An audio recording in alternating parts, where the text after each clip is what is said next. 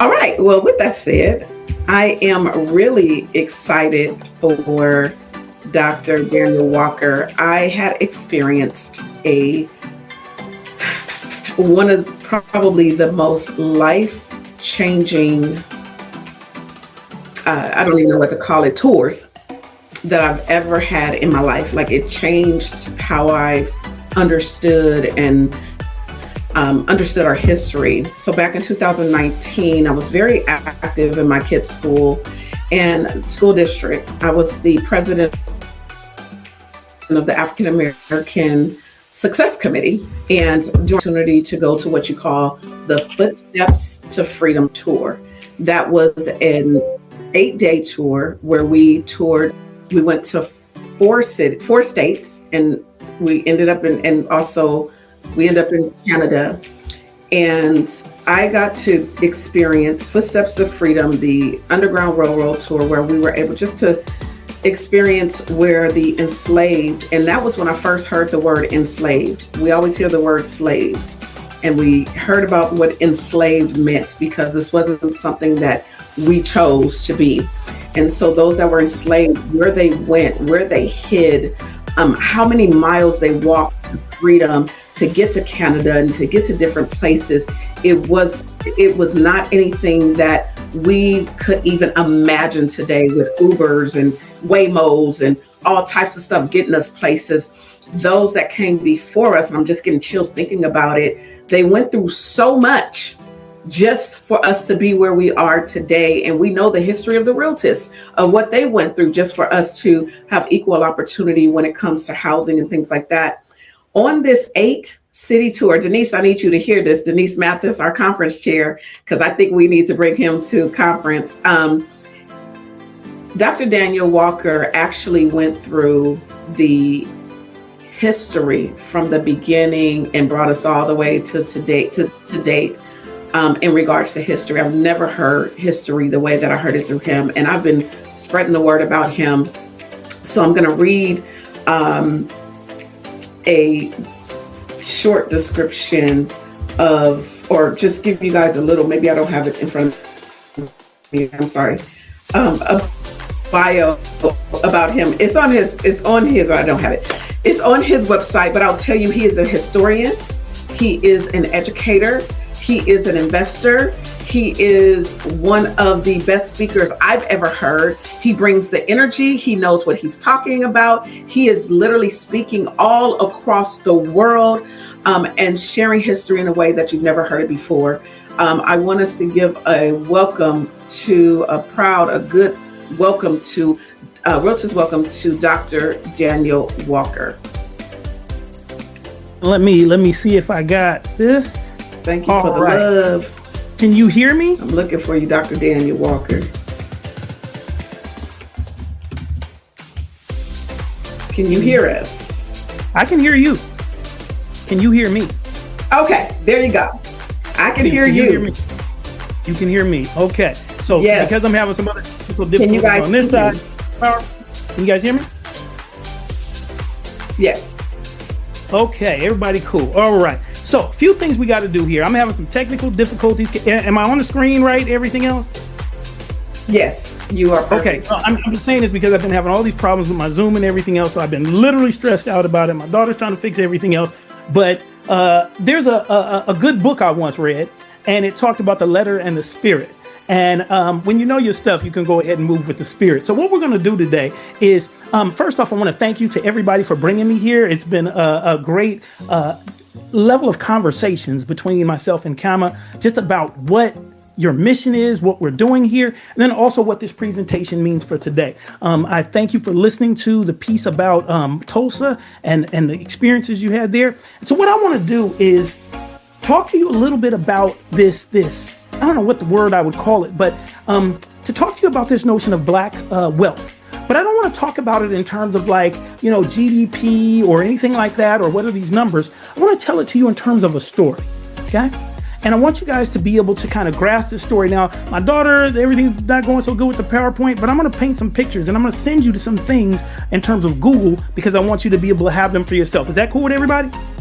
And you guys, just don't worry. We do this, okay? I've been teaching like this. Been doing this for years. Right now, it is a little different when we're in this medium. So, once again, my name is Dr. Daniel E. Walker. I am a filmmaker. I am a historian. I really call myself a documentary artist. And that means that what I do is I look at historical subjects and I try to figure out which one I want to kind of concentrate on.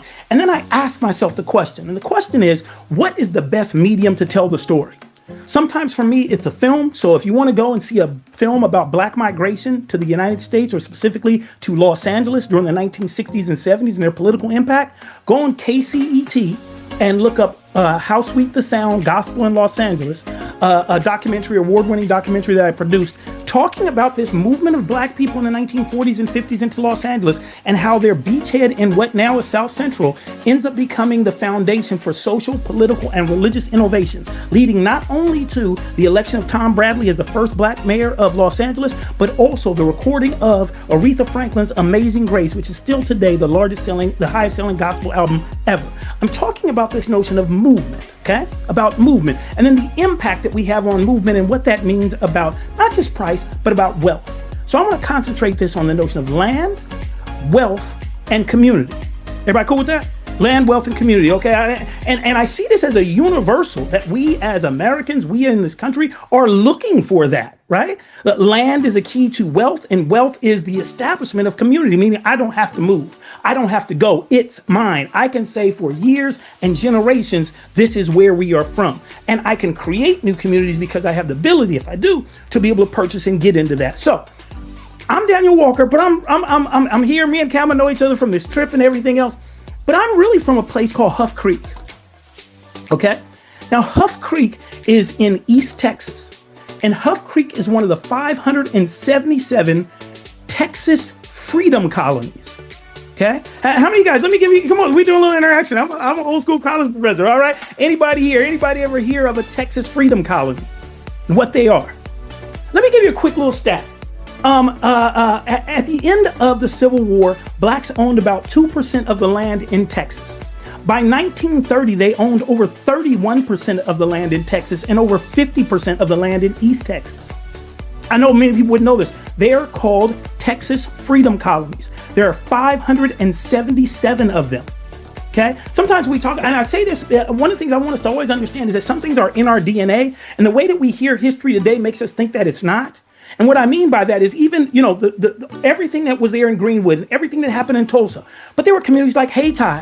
There were communities in Birmingham. There were communities like that, of course, Auburn Avenue. There were communities like that in Virginia.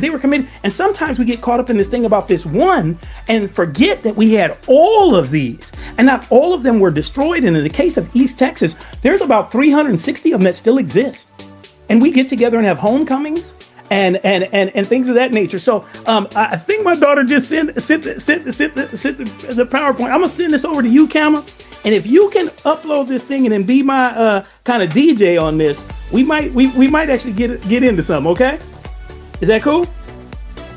All right, I'm gonna send this to you right now. I just texted it to you. Boom, and I should be able to give you guys some of these pictures. So there's a sister named Andrea Roberts. She's a professor at Virginia Tech and associate professor in architecture and in land use.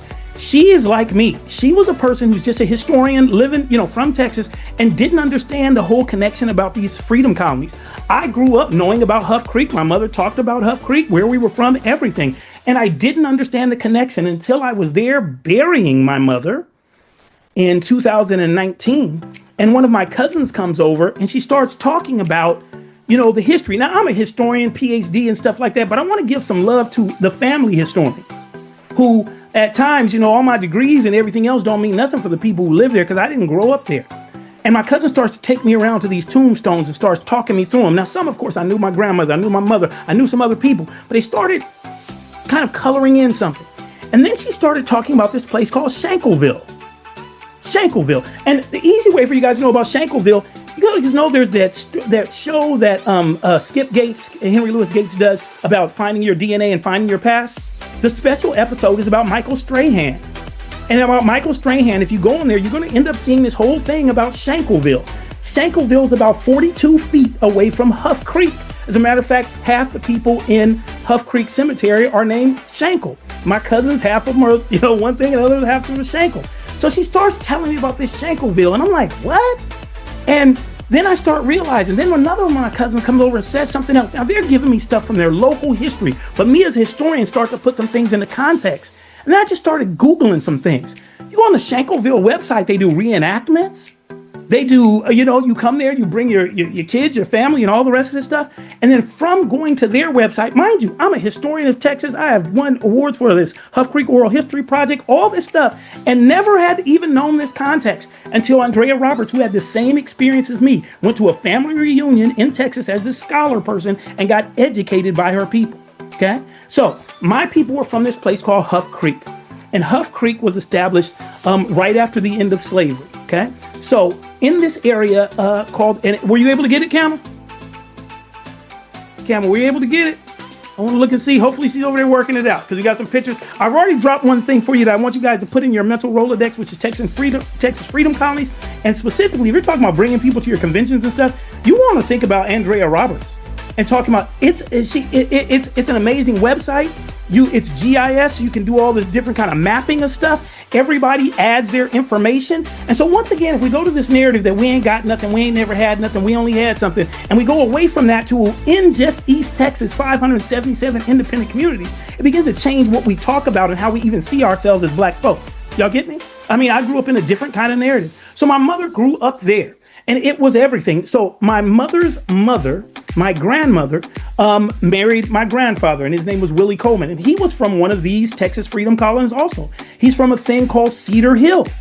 In East Texas, I can go to a place. My mother's maiden name is Coleman. I can go to a place called Coleman Hill. And it is a place where the Blacks congregated, not just congregated, house, store, everything else. If you go to East Texas and you do a land search and you put up the word Coleman, you will bring up over 4,000 landowners under the name Coleman. Some of them are white, but the vast majority of them are Black. When I went to bury my mother, the funeral home, Coleman. The florist, Coleman. The landscaper, Coleman. All this stuff. Now, once again, I'm going to give you some insight about how I grew up in California, a little bit different, and not knowing that history or understanding it. But this was my mother's story. Her mother had migrated. You guys know there's this thing called the Great Migration. That happens, we have two great migrations, right? We have the one that happens around World War I, where we have the Harlem Renaissance and the burgeoning that happens in the first iterations of what Chicago will be, that kind of thing. And you guys know we have migration patterns. Certain people went to certain areas. People from North Carolina, people from South Carolina, primarily to New York. People from Mississippi, primarily to a place like Chicago. And people from California, does anybody know where our Black people primarily came from in the Great Migration? It's Texas, Louisiana, and Arkansas. It's Texas, Louisiana, and Arkansas. And it's specifically tied to one individual. His name was Henry J. Kaiser. Okay? If you guys know Kaiser Permanente Hospital, and I'm from Fontana, which is the home of both the largest Kaiser hospital in California and formerly Kaiser Steel.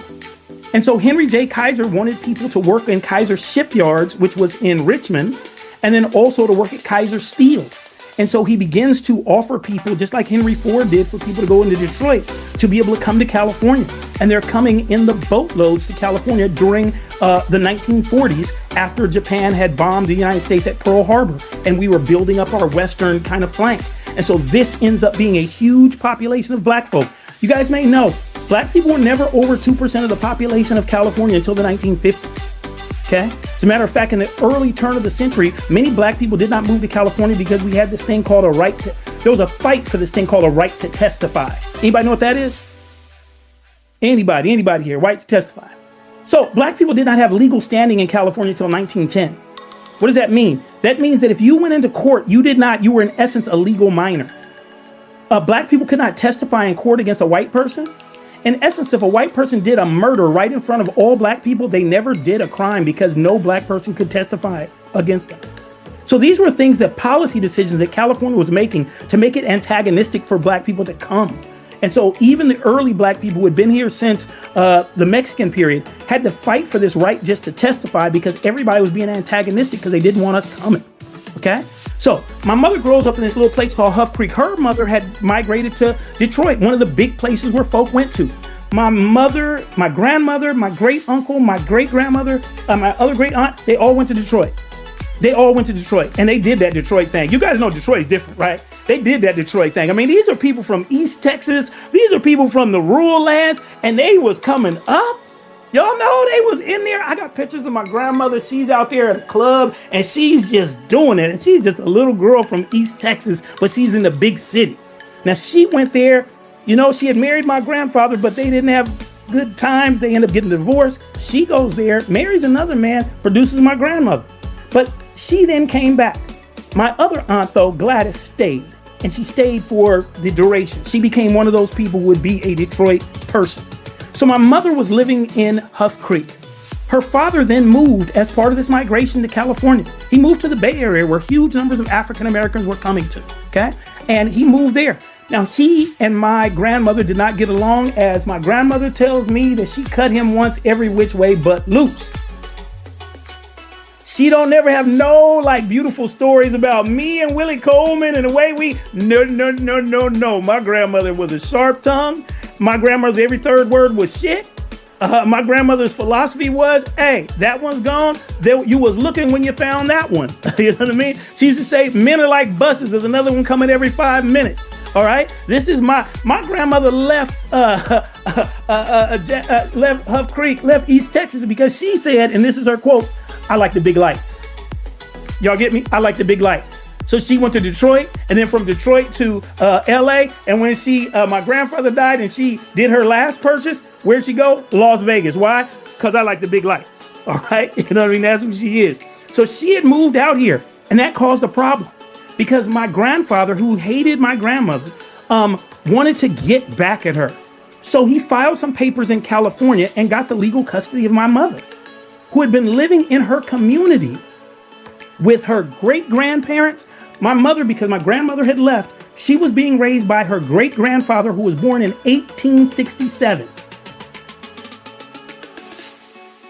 And her great-grandmother, who was born in like 1871. That's who my mother was being raised by. And then all of a sudden, it was May 6, 1951, a sheriff shows up with, all my mother remembered was some papers. Some papers, you know what I mean? Wait just a second, I gotta give access. All right, just a second. Oh, my daughter, just a second. I'm saying, oh my gosh, you gotta give access, honey, give access. All right, here we go, you guys, we moving. All right. Give access to anyone. All right, we got it right here, all right, there we go. All right, so she's moving, it used to be cool. All right, there we go. I think we moving here now, y'all. We might have something. The camera's gonna be my DJ. So anyway, the guy comes to get my mother, and it was the most rupturing experience of her life. 6-year-old girl with everything and everybody and community all around her, picked up to go and live with a man who she did not know because she had never grown up with my grandfather.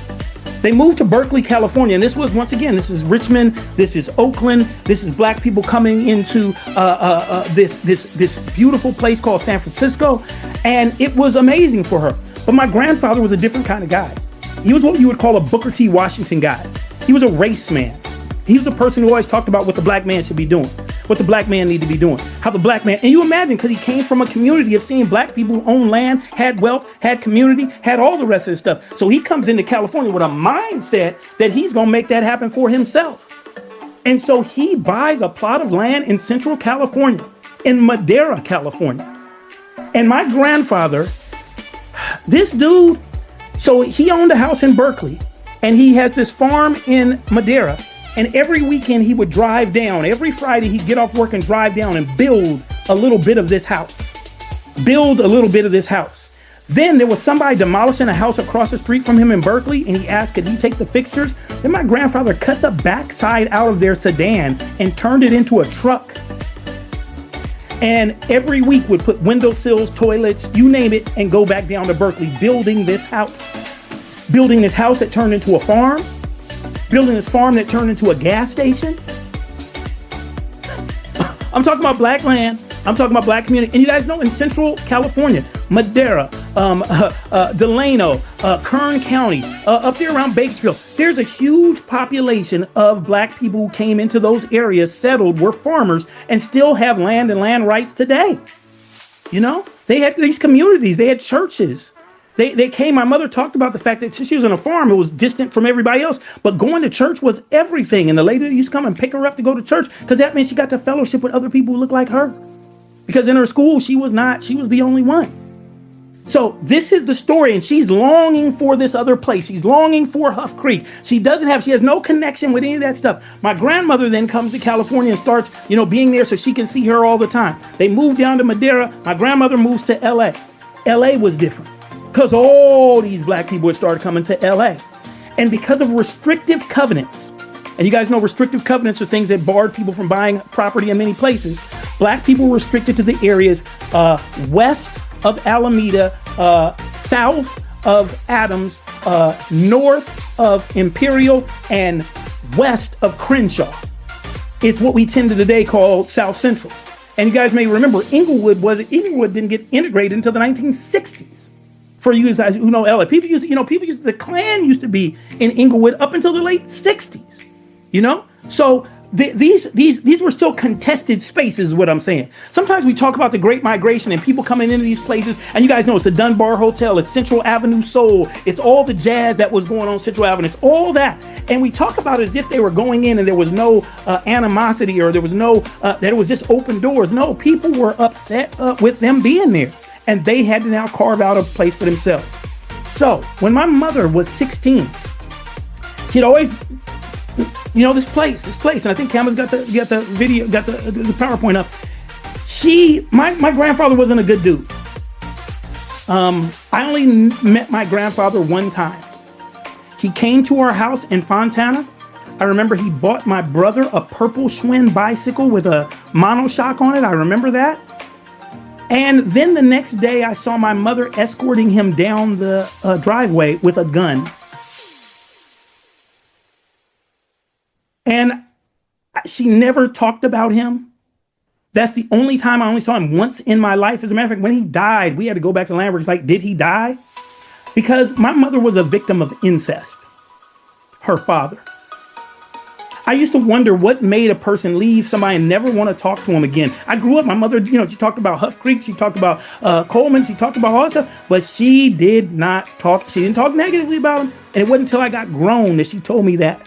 And so at age 16, she called one of her aunts to send her the money to get a bus ticket to leave Madeira and to go live with her mother in South Central. And so she goes there to live with my grandmother. They were living in a one-bedroom apartment off of 81st and Central. My aunt lived in the only room. Everybody else, she was living the life. She was like the queen princess because my aunt was the only one at the beginning. So she had the bedroom and my grandmother and grandfather slept in the living room. And they talk about it not as oppression, but as, Daniel, you don't know what was going on, man. Everybody was here. There was a party on every corner. Every day you looked and saw another person coming from Arkansas, another person coming, another person coming, another person with a dream, another person with an opportunity, you guys get me? It's the way we think about Atlanta today. Y'all get me? The way we think about Atlanta and Houston, like your life gonna change, man. You got to Atlanta, you know what I mean? You in the Black Mecca. And this was St. Louis. This was Detroit. This was Chicago. This was Baltimore. This was Seattle. This was San Francisco. This was Oakland. Y'all get me? And it was our reality. And we had still the mindset that we built. So my mother, severed from community, struggled for years. She came down to Southern California. She's trying to fit in. Didn't really work out. My mother got married at 18 to get out of the house. My mother had 5 kids by 4 different men before she was 26 years old. My oldest brother never met his father. My sister and I have the same father, but he didn't come into my life until I was 11. My youngest brother, he's the only father that grew up in our house with us that I called, that was kind of like our father or whatever else. And there was this myth that was created that I was his child. Because he met my mother while she was pregnant with me, working as a stripper off Western in Los Angeles, and not wanting to go back and tell his family that he fell in love with a stripper who's already had babies by these other people. He said that the baby was his. And thus I got involved in this man's life. He was in my life till I was about 4, and then he disappeared somehow. And then my grandmother started coming back, his mother, and I realized why he was gone. So then he was serving a life sentence in the California Department of Corrections for murder. That's, I'm telling you about my mother. You make bad life decisions. You've been severed from your community. You don't know how to put it back together. Trying to reconnect with your mother who you haven't been with for 16 years. You're finding, and guys are seeing you, coming, And my youngest brother, I don't even know, because my mother, so embarrassed by being pregnant this many times, by now the 5th time, hid the pregnancy and gave him up for adoption. Okay. And I'm saying, we just not having it, but we always talked about Jasper. I remember we were in a domestic violence relationship with this one dude, and my mother kept talking about, we are going to go to Huff Creek. We're going to leave. I remember we had a plan. We got in the car, we had all stuff, and then the dude intercepted us because somehow my aunt found out about it, and she was in cahoots with him and told him, and he intercepted us at the Greyhound bus station and brought us back and put us in the car.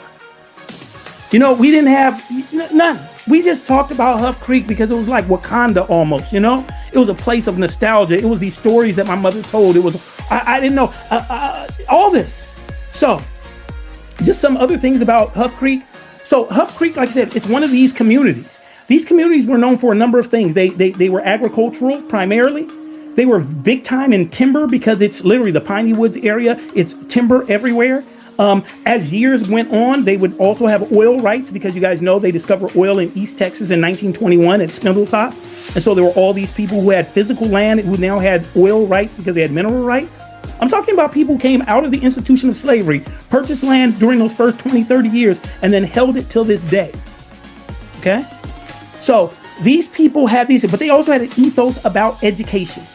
Okay? They education was big. So they were educating people before the state of Texas gave them education. They created in their own churches, everything else. But does anybody know what a Rosenwald school is? A Rosenwald school.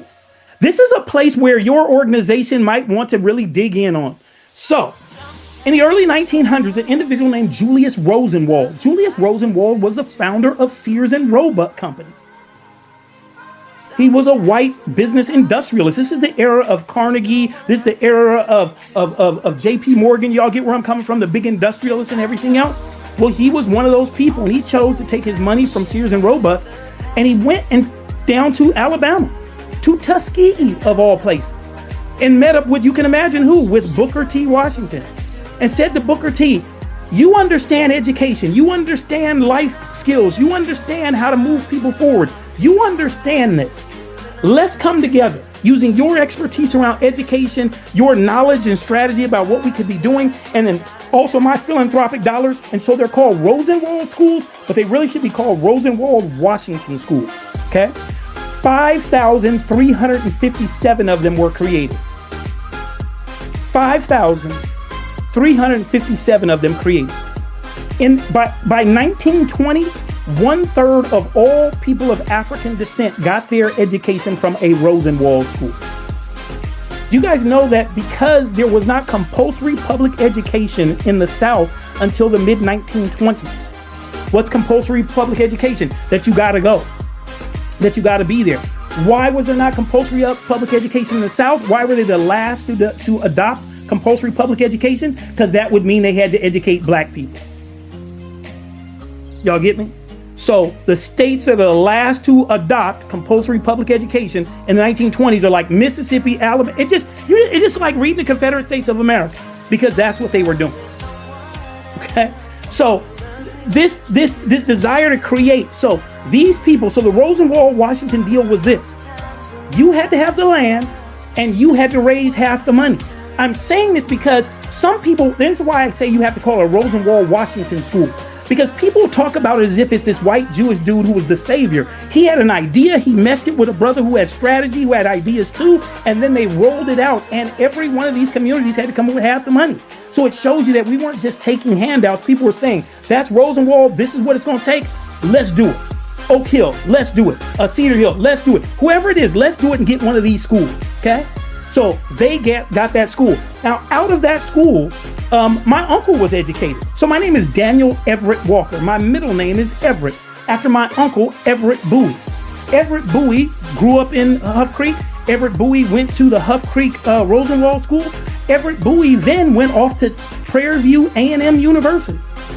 You guys know A&M stands for, right? Everybody, hopefully?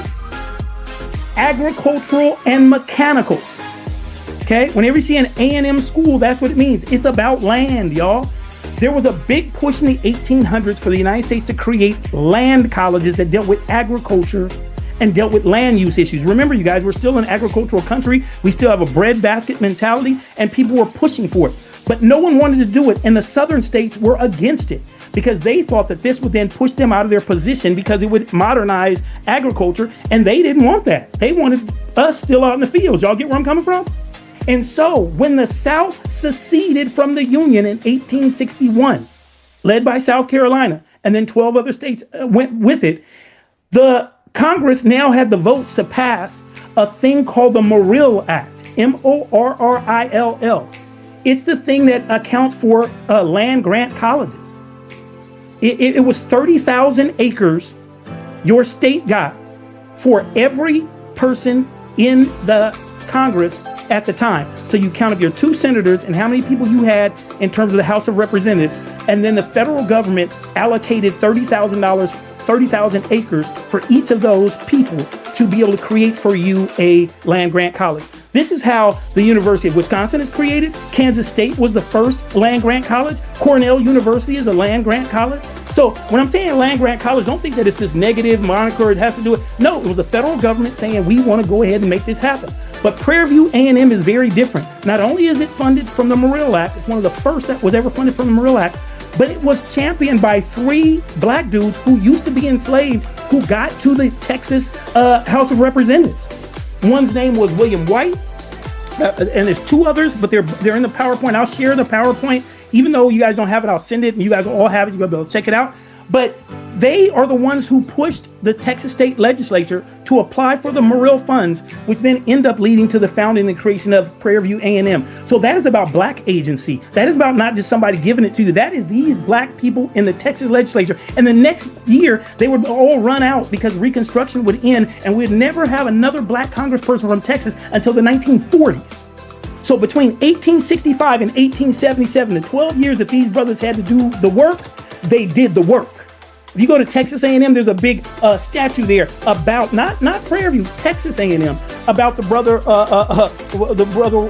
White and everybody else. But you guys will see it in the PowerPoint. But so they are the agents that make it happen.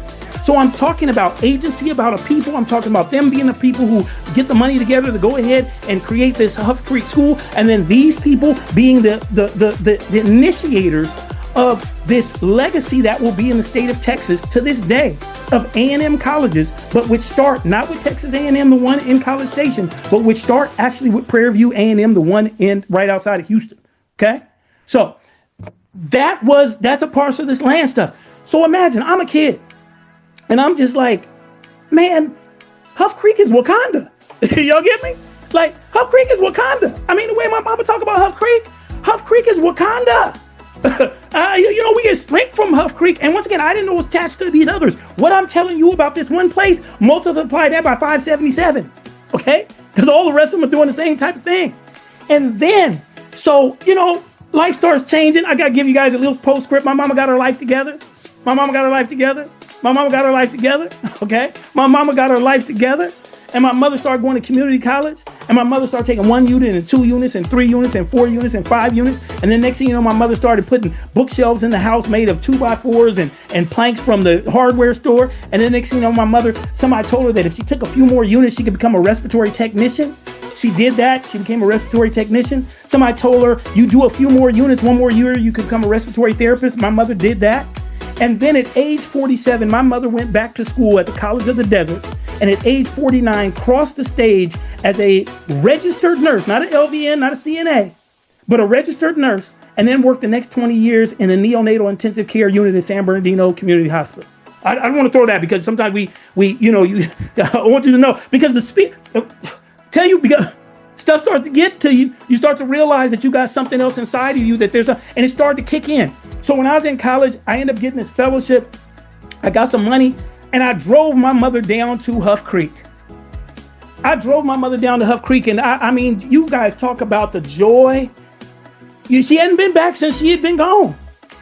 And I drove her down there, and then seeing the people and having her watch and seeing the reality of all the spaces that I thought maybe were like fake. You like, was that real? And I'm seeing it all. And because I'm developing, starting my master's program. So then I decided that I'm going back to Texas. So I went back to Texas for my PhD. So I get my PhD at the University of Houston. I'm like, no, I'm reconnecting. This is community. I've been out here in some place that ain't tied to me, ain't nothing with me. I've been living this crazy life. I'm getting back with my people. Y'all get me? So I go down to the University of Houston and I'm there. I'm doing my thing. My kids are both born in Texas at Texas Women's Hospital. My daughter, Erin, who's working out the PowerPoint, master's degree from UT Austin. I mean, we go back, you know what I mean, and do that. But I'm down there. I go down there, it's 96. I'm in the PhD program. And remember I told you that my grandmother came to Detroit and my other great aunts did too. Many of them, my grandmother, she needed the big lights. So LA, San Francisco, Las Vegas. My Aunt May, them lights is too big. She's going to come back to East Texas, to Beaumont. But my Aunt Gladys, she stayed in Detroit.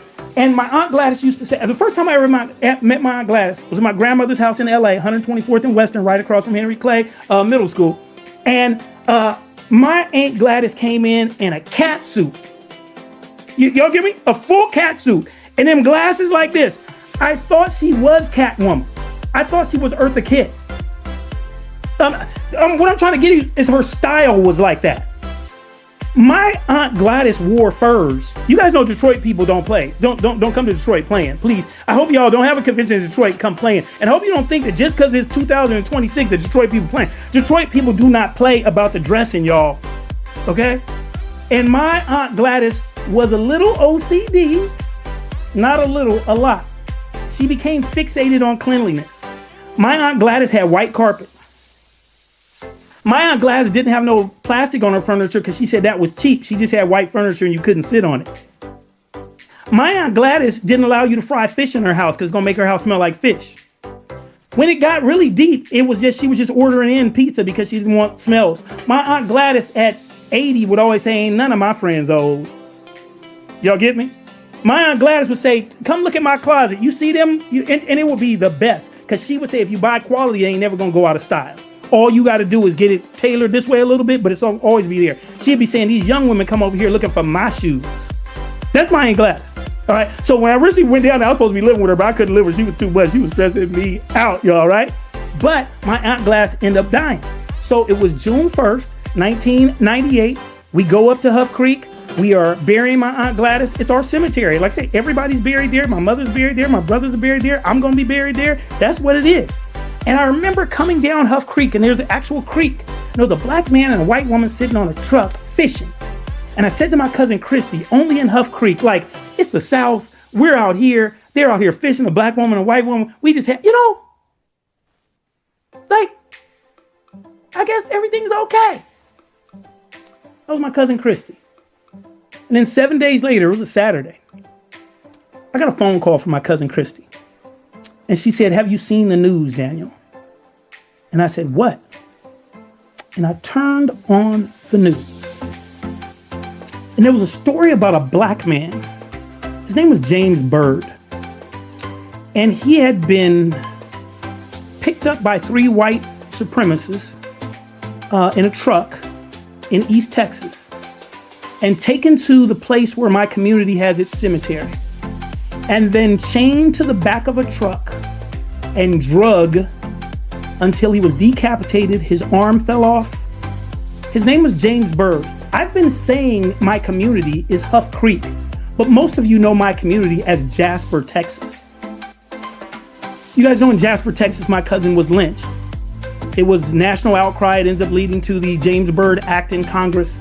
It was the craziest thing. You guys know, you've seen it. It was, I don't know if you were in college at the time and people were rallying around it and people were talking about it and people were, there she's going, oh, we got a little something going on. Go ahead and move that thing on camera. Move it a few times. Keep moving, keep moving, keep moving. That's Huff Creek right there. Keep moving. Okay, that's my kids in front of the thing. Keep going. Okay, let's go here. That's the Texas Freedom Colony so you guys can see where they are and how they are situated. All right, go to the next one real quick. That's the sister, Andrea Roberts. When I'm telling you, that's who you guys need to, get up in here. Here's the different stuff that they were doing. Here goes once again. You're going fast now, Calvin. Slow it down. All right, here goes. Here goes the Roosevelt Schools map of where they are. Okay. All right, go to the next one. Go to the next one, Calvin. You was moving. Can you hit me with the next one, Calvin? That's all we getting. All right, we'll leave it right there. We'll leave it out. Keep going. Keep moving them. Keep moving them. Keep moving them. All right. Woo, look at y'all. We the little train that could, y'all. The little train that could. I think I can. I think I can. I think I can. Yeah. See, now this is the key. I want to tell you guys something. Now, you notice I followed everything almost exactly like you guys seen. I was able to do it verbatim without the stuff. I also teach people public speaking. I want to tell people you need to know your stuff. Because if you ever have technical difficulties, you need to be able to come with your stuff. And we need to know this stuff like we know the back of our hands. So when we're talking about it to somebody, we ain't just hemming and hawing. Y'all get me? Okay. So that's me. I told you I was, Rosenwald Schools. That's my Uncle Everett, who I'm named after. That's the gravestone. I'm going to be buried right next to him. Go ahead to the next one. All right. And so, this issue, as I told you before, of going down there, this was Wakanda to me. Keep going, keep going, keep going. We're going to get all the way to Huff Creek. All right. Get all the way to the newscast. All right. And I couldn't understand the Great Migration stuff. Keep going once again. Return to Texas. That's me getting the PhD. Keep going. Oh, my daughter put that picture in. Oh, that's so cute. All right, keep going. There's James Word. Yes. All right, leave it right there. All right, go back one. Go back one. There should be go back one. There you go. There you go. There you go. There you go. Let's keep it right there. No, go back. Go back. You was good. You was good. Keep it right on there. So, can you imagine what it was like for me to get that phone call? To know the community when the news trucks and they were showing the panning of the street, I understood it. They did this on purpose because they understood what the community meant to us. You guys understand? That's the backstory of this. It wasn't just some random killing of a black man. It was a statement about identity. Everybody who's white in East Texas knows about Huff Creek. They know about Shankleville. They know about all these communities of black folk. Y'all get me? And they were making a point. Actually, it was an initiation ritual. You guys know how it went. It was two guys who were actually members of the White Aryan Brotherhood or whatever else, prison guys. They had picked up this other guy who actually knew my cousin from school. He was walking down the street. They picked him up. It was an initiation ritual where you were supposed to kill a black person. Okay? And so they go up there, chain him up, and drag him down that road because they're trying to send a signal to our family, to us as black people. As we're starting to gain our understanding of who we are, where we're from, all that. You guys see what I'm saying? None of y'all know Jasper as this amazing community with schools and education and all that. None of y'all know it as that, right? The definition has been the definition of pain, right? So that thing happened. And you want to talk about a family in crisis. Everybody's talking about it from this big international standpoint. It became a part of the presidential debates with George Bush, everything else. Dennis Rodman paid for the funeral. The day of the funeral was also the day of our family reunion. So we always have, if you guys, when you get a chance to look at the PowerPoint on your own, you'll see when you see the pictures of this building that me and my kids are standing in front of, and it says Huff Creek Community, that building is actually the Rosenwald School.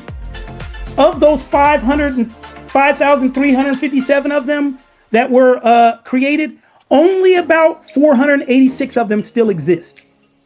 And one of them happens to be in the community that I'm from. And when I'm talking about real estate brokers and what kind of thing you guys could do to maybe like a thing around land, around identity, the National Trust for Historic Preservation has a whole project around Rosenwald schools. And there's some other funders around that because of the connections and stuff. If an organization like yourself got involved and said, this is what we want to do. We want to restore one of these schools. We want to restore another one. We want to do something like that. You talk about black agency. You talk about black power. You talk about black land. You're talking about people valuing education, but also having the economic means to make their educational dreams come true. And we need that in a day and age where everybody's talking about cutting this, cutting that. They're not going to have this in your curriculum. Well, we can do it ourselves. And that's what I'm trying to show you guys about when we're talking about land, we're talking about wealth, we're talking about community, and now community can allow us to move forward because we have an identity that allows us to stand straight forward in the face of adversity because we know who we are. Okay? So that thing, that death told me so much because, like I said, if you look at the picture, it says we have our homecoming every September. We had it a little early because we still had it scheduled. And we made sure that even though the funeral was that day, and everybody was there, you guys, everybody, there was something like 52, if you Google the picture, something like 52 news trucks there. They did their thing, and then we went off and did our thing. And I remember sitting there talking to my great Aunt May, the one who had went to Detroit and come back. And she was rocking like this. And I was asking her the question. Here I am, the California historian who got his, PhD. We still gonna have the family reunion? I mean, we still gonna have our homecoming, after all this done happened? And she said, we've been here, Daniel. And we ain't going nowhere.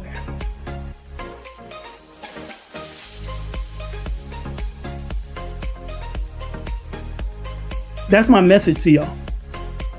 We have a history of ownership. We have to remind ourselves that we are those people. We have the stats to back it up. We grow up, and I grew up that way, of feeling so lost as a Black person around the issues of land, feeling like we ain't never had nothing. You know what I'm saying? Like we as a people, not just my family, feeling like mortgages were something for the white man, that land ownership, that generational wealth was something for somebody else. It's in our DNA, y'all. I told you the story of one of 577. But if you go on the other side of the Louisiana border, you're going to find some more. And if you go to North Carolina, you're going to find a whole bunch of them too. Y'all get me? And if you go to, they weren't giving us nothing, y'all, so we had to create it. We own less land now than we did then. So a big thing for me during Black History Month is this thing about you need to remember who you are. And sometimes we have to be reminded. Yesterday, I did a sermon at a church and I had to remind them about the traditions of the Black church and what we stand for. That we ain't shucking and jiving around here and cowering under pressure. You know what I mean? We don't do that. And you guys are the ones who are out there who've been fighting the fights for us, because that is about us, land, right? We ain't got it. It's what Malcolm X said, the basis of all revolution is land, right? That's what everything is. And so I want you to be able to see this as a guidepost, as a lesson, as a jumping off place. Y'all get me? As whatever that may be. But it's about land. Land goes to wealth. Wealth goes to community. Once you got community, your identity changes. I walk around the world different than other people walk around. Why? Because I know who I am. I go to these finance meetings. So I used to be, on the board of the California Endowment. I was on the Finance and Investment Committee. You guys might check pensions and investments and see 2 years ago an article about how we moved to be the largest body of money, $4 billion to be the largest body of money ever committed to what we call mission investing. And I was a leading voice pushing that. These are pieces of what comes from that identity. To push an entire board to say, let's do something different. Because what we were doing on that board was we were granting community-based organizations money to fight gentrification. And at the same time, we were investing in the REITs, the Real Estate Investments Trust, that were actually doing the gentrifying. And the money that we were giving to the REITs was way more than the money we're giving to the people fighting on the ground. Y'all get me? So we have the ability, in taking that understanding of who I am, what is inside of me. Like I say, I walk into places differently. I tell people I'll be at these finance conferences and they start talking about, these people got their names. So I say, no, I'm independently wealthy. They be like, what do you mean? I say, because I got family and friends.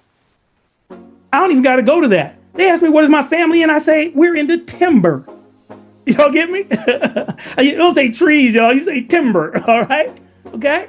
And then here's the other thing that you guys have to be conscious of, especially if your families are from any of those places. There should have been a last map, but it's not on there. You guys know what shale fields are? S-H-A-L-E. Shale is how we get gas primarily now. We use fracking. We press this thing, it pushes water into rock, and it produces gas. The shale oil field, the shale relief, meaning where that exists up under the ground, is almost directly on top of, under Huff Creek, under the Freedom College, under Opelousas. And those people in those communities get called every single day with somebody trying to buy their land. Not because they want to build a nice house there and there's all kinds of water stuff. It's because it's on top of the largest shale field in North America. And you guys know in East Texas, and you guys you guys are brokers, so you know this thing, but there's a difference between land rights and mineral rights. And many times black people were owning the land, but not realizing they didn't own the mineral rights to it. Okay? In Texas, in a place like that, it's very different. So the land is one thing, you can build a house, everything else, but the mineral rights are a totally different negotiation.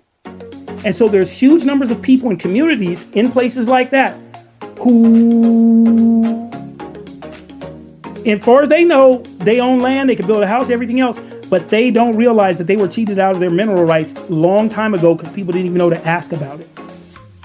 Okay? So it is a grave thing that's happening today because they are being called every day. And so we're losing land every single day because people don't realize why those people are calling. They're calling because it's the shale field. Okay? So we sit on the largest deposit of that. If you took that Rosenwald School map and you took the shale fields, it's almost the same exact map. Which is wild.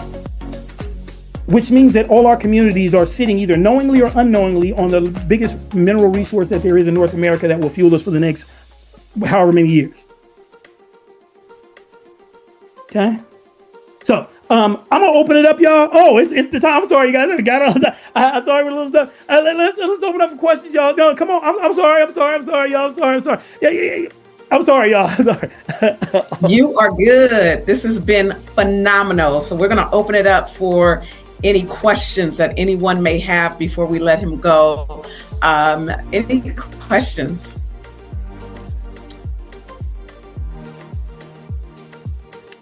I guess they soaking it all in. I have one. Wait, we got one. Yeah, Mary Brown Edwards over there. Yes. Come on, Mary Brown Edwards. Talk to me. Mary Brown Edwards. In my area. Yes.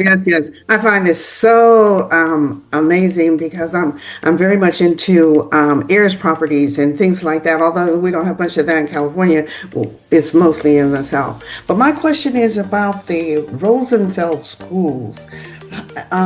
You had a map, but where can we see where those schools are located? Oh yeah, well, she's gonna send you the PowerPoint so you guys all have it. But if you just Google Rosenwald Schools map, it's gonna come right up. This is the other thing. This was no secret to anybody. You guys, like I say, 1 out of 3 people went to those schools. They are littered, and that's 1 in 3 Americans. That means that even though they are primarily in the South, because the vast majority of Black people live in the South, they are educating 1/3 of the Americans. If you said how many percentage of people in the South they're educating, it's probably half.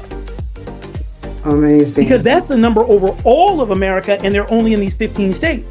So you imagine what it would be in terms of the entire country. Mm-hmm. Yeah. So yeah, just Google Rosenwald, and there's all kinds of sites, you guys. Like I said, National Trust for Historic Preservation, IMLS, the Institute for Museum and Library Sciences, the State Humanities Council. Just about if anyone there will all have stuff about that. Yeah. Thank you so much. All right, we'll bring up this is our state president, Clinton James, that he has his hand up. So we're gonna. Thank you very much, Carmen. And thank you very much, Dr. Daniel Walker. This was an amazing and in-depth history lesson that definitely I think I needed. Definitely it helped me with kind of broaden my horizon in terms of the history of Black California, right? And one of the things that I want to say is that I like the fact that you went in depth, even when you got personal, you got raw with your personal story. I think that's something that we all have to address in our lives too, in terms of addressing that, because I think it still affects a lot of us today, because we were operating on survival. A lot of our ancestors were operating on survival, and that was actually passed down to us too. But one of the things that I want to address too is that it's like nobody's trying to address the real issues that we really have in this country. It seems like everybody's trying to get rich enough so that it doesn't really affect them, right? Because we just came back from Tulsa and we heard an amazing speech by Dr. Boyce Watkins, and he showed us that a lot of the things that even from the past is based on economics, right? And the only way we can actually fight this is by embracing economics, right? We can fight this, especially when it comes to bias and disenfranchisement. What is your call to action? That's basically what I want to ask. What is your call to action in terms of what we do because it sounds like you're focused on the land, but what is your call to action for us? One is to be educated, because I think that one of the great things about brokers, about real estate, you guys are educators. Your job is, you start talking to people about things. So one is know the stuff so you can educate. I think being educated as a group in your position is important. So that's my call to action for you, is to educate. The other one would be, as I said, if there's one thing you could say, okay, let's get in on our feet, it would be to preserve or to get in on the Rosenwald schools. I think it's a symbolic thing, but I think you also think about how so I sit on the board of a thing called Savant Prep. Savant Prep is a business-based charter school in San Bernardino, California. San Bernardino, you may know, is the second largest city ever in American history to go bankrupt. And so there was a notion of we could go up here and just cry about it, or we could create a school that taught Black kids about business, about finance, and things of that nature. So as opposed to, we built the school. And I believe that education is still the thing. That's my thing. I just believe that we have to be educated. I think that, if you guys know, when Carter G. Woodson created African American History Month, he said that, if you teach us that we are just as good as anybody else, we will achieve just as well as everybody else. But if instead he said, if you instead then play for us all of our shortcomings and all of our failings and get people to believe that, then we will become those people that you don't have to show the back door, because our nature will demand us to go and get it. You get me? So our education, everybody has a different lane. Even though I know a lot and I do a lot around real estate, I understand that God has given me a gift of education and of being able to move people forward and to be able to figure out the things that I've done in this field. And you guys read the bio, head of Habitat for Humanity in Mexico, a bunch of other stuff. But the ability now at this stage to say, okay, I just know education does help, and it changes the way you walk. Any of you guys who've ever been to Atlanta for anything more than a weekend, say to yourself, you start seeing how people walk different. You start saying, when you expect that the sheriff is Black, and not just in your county, Fulton, but also in Clayton, but also in, the next one, but also in every other one. When you start expecting that the police officer pulling you over looks like you, and he's going to say to you, hey, Unc, maybe you're speeding a little bit, and give me a little bit of a pass because he is in with me because his boss looks like me. Sometimes I grew up in California. I grew up in Fontana, the most racist city in California at the time. You guys know, like I said, I grew up with Klan marches and everything else. So I didn't have this sense of myself. So history became the thing to change me so that I could put into me the ammunition. My mama was talking about it, but is it real?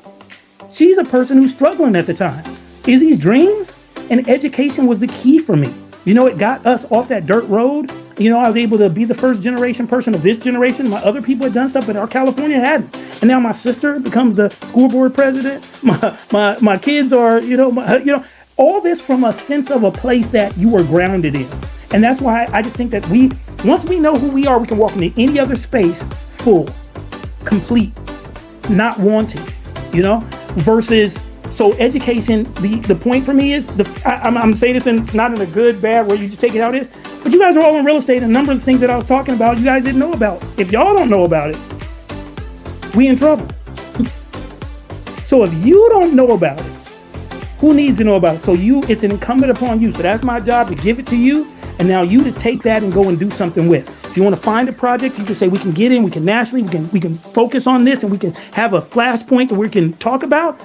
But being educated so you can tell more people, because, you go into a mortgage meeting with somebody, the person's believing they ain't never had nothing, right? And they're getting fleeced with interest rates and all the rest of these things because they're just going, because they don't want to say, I don't know. And you guys provide that sounding board so they can say that when you're ethical, and you can say, look, sister, you got to look here. That's what that clause means. That's what this means, right? You guys are educated.